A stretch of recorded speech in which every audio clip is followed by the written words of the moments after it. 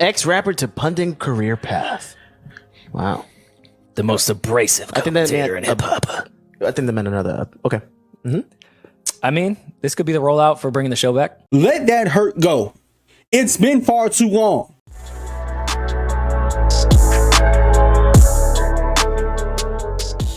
What up, YouTube? H-Dog here. Going to be talking about some new controversy regarding Joe Budden and Rory and Mal. There was a podcast episode, I guess, that Rory and Mal did where there was some footage and audio they leaked of both Rory and Mal criticizing this top 10 power rankings list that Complex put out. On top of everything, Joe Budden had a bit of a rebuttal. The thief. The cat burglar. Big integrity. Big integrity. Big Tech? Oh, Big Tech. Look at the cat burglar. The 1-2 punch of Big Tech. Look at the cat burglar. Staring off into the next house he wants to run in. Big cat. That's Big Cat. Is that Amiri? Quiet as a mouse. I believe that this person belongs in the top 5. So I'm not mad at them being number 1. Look Again, how short I'm his keeping brief my is. non-bias the way I have this entire time. I didn't want to defend Adam 22, nor do I want to defend this gentleman. But he should be in the top 5. Why didn't they put a write-up on him? They barely give him anything. And that's based off what hip-hop media is now. For more on the So I'm not sure if I'm giving a compliment right now by saying I think these people should be in the top 5. Ex-rapper to punting career path. Wow. The most abrasive commentator in hip-hop. I think they meant another. Okay. Mm-hmm. I mean, this could be the rollout for bringing the show back. Yeah. 1-2 punch. And Death's on there too. You don't want to join Carisha? Nah, she belong in number 7. No, we're not gonna do that. No, wait. I'm jacking Carisha. You at can't number 7. jack She's a Carisha bubble at tea? 7. Yeah, I'm jacking that. That's a great spot for her to land. She's a Cinderella that gets to the Final Four. Lucky number 7. That's a good number. That's a good number. Like, you know what I mean? I'm This jacking list is absolute insanity. Yeah. that's Terrible. very- Oh my I god. think that's what they the want. integrity cracks at like number 2. Yeah. Yeah, right? They got rid of it immediately. Yeah. They let you know right there, like, all right, we threw all that shit out the window that we said we was about with this list. It's not real. It doesn't exist. To whom this may concern, this is not even on page 1 of the manual, because you niggas ain't in the bookstore. Instead of critiquing people's placement on this list, we need more critiquing on why you're not on it. To everyone not on it, shut the fuck up. There's some steps that you niggas have missed. To whom it may concern, stop holding the microphone.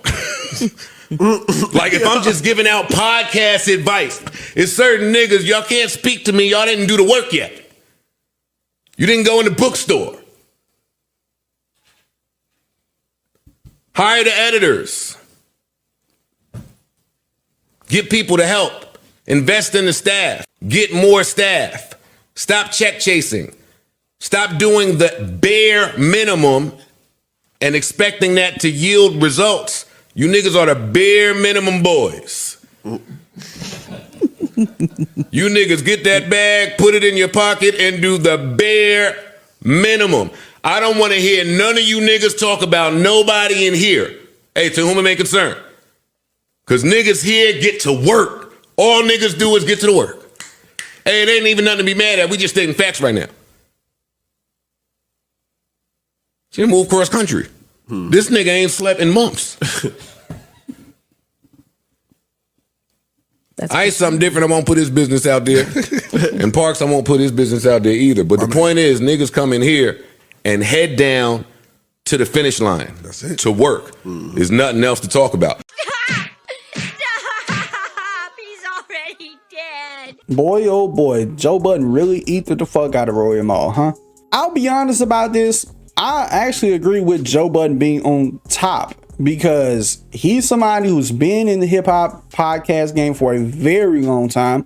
And dare I say, I would look at Joe Budden as inspiration to people who make content, who may not do podcasting, but make content. I even view Joe Budden as someone who is a bit of an inspiration on me on how I do content, in the sense of you want to be your own boss. You want to have your own shit going for yourself.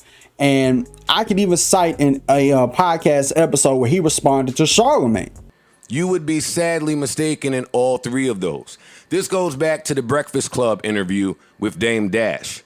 And he tried to tell y'all, but it went how it went when you're trying to explain something to people who just cannot imagine that. Yeah. Charlemagne, you're not going to get it because I own this.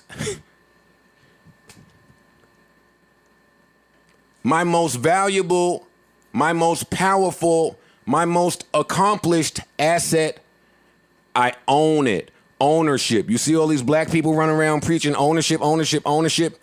There's a reason for it. You, my friend,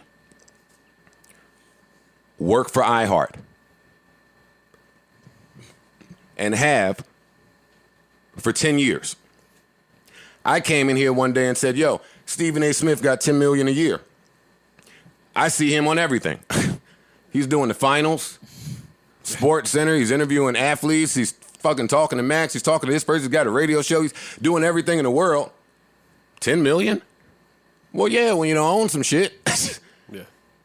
Mm-hmm. We got that part. But let's zero in on what it means. Charlemagne, you broke an entire radio station.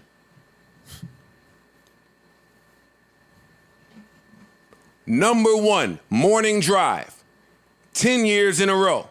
See, Charlemagne, for me, Joe would never do that because it signifies conflict of interest. Whoa, the radio has a podcast department. No, I'm out of here.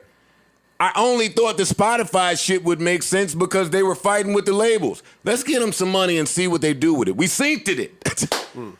Now we know. And I'm coming back to tell people, like we've done historically. This has always been who we have been. I see people saying, there go Joe burning a bridge again. There's oppression on the bridge. That was one hell of a motivational speech, by the way, Joe. But now let me get to Rory and Mal. I understand y'all had y'all's falling out with them. What was it? 2-3 years ago at this point? I gotta tell y'all, let that shit go. Let that hurt go. It's been far too long. Let it go. This is not your unbiased opinion. This is clear as hell bias. Okay? Clear as hell bias. Let it go. I don't care what Joe Budden did to Mal. I don't care what Joe Budden did to Rory. Grow the fuck up and move on like a man. Grow up. Now, I can understand you having issues with the person. You can have a bit of bias when it comes to a critique. If this had have came out, I don't know, or a month or week after the big podcast split that they did some years ago. If this had happened after a year, I would have been able to understand why they think that way and feel that way. But it's been 2 or 3 years since they broke up. Let it go. Grow up. I don't care what Joe Budden did. Move on. And see, I feel like that they could have took the high road here and be like, you know what? We had a falling out with Joe, but I think he deserves to be that #1 spot. Because if you go look at what Joe Budden has been doing, Joe Budden has a whole series called Humans, which is a great series, by the way, where he's interviewed countless people so far. But my question to Rory and Mal, what have y'all done ever since y'all had y'all show? Nothing. Instead of complaining, get to work. I'm the type of person, I'm not going to hold grudges that long. If you screw me over, I may hold on to it, depending on how bad you did me, for a year at most. But beyond that, I'm going to grow and move on from it. I got things to do. There's money to be made. There's goals for me to accomplish. I can't be still infatuated with what you did to me however long ago in the past. Because if I did that, it would blind my judgment. It would blind me. It would distract me from what I want to accomplish. With that being said, let me know what you guys think about this in the comments below. Till next time, it's been H-Dog here, and I'm out. Peace.